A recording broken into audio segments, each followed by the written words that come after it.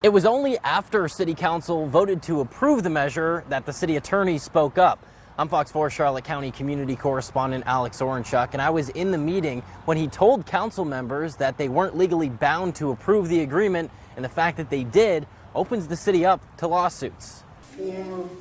Council chambers were full as several people came to oppose the agreement, saying it could lead to civil rights violations and racial profiling. I disagree with local resources being used for federal actions that are unjust and unconstitutional. Let the federal government take care of it without your involvement.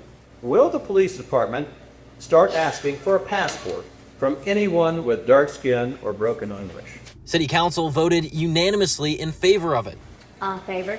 Aye. Entering the city into an agreement with ICE, which trains select Punta Gorda police officers and gives them the power to interrogate anyone suspected of being an illegal immigrant and serve immigration arrest warrants, among other ICE duties. There's a difference between political expediency and what's legally required. The city is not legally required to adopt this memorandum of agreement. It wasn't until after the vote that City Attorney David Levin said the city wasn't required to enter into the agreement, and it opens the door for lawsuits against the city. This does create potential for liability if the city does things that violate of constitutional rights.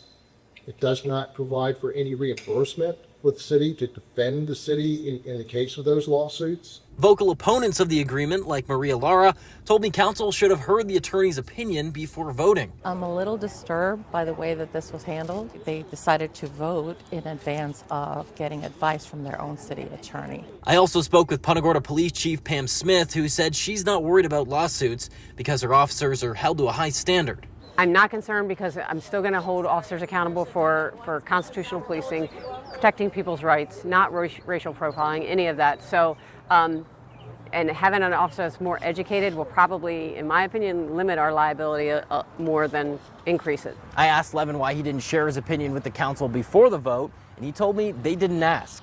I also spoke with the vice mayor, who said his vote wouldn't have changed and that he's confident in the police department's ability to enforce immigration law properly. In Punta Gorda, Alex Orenchuk, Fox 4.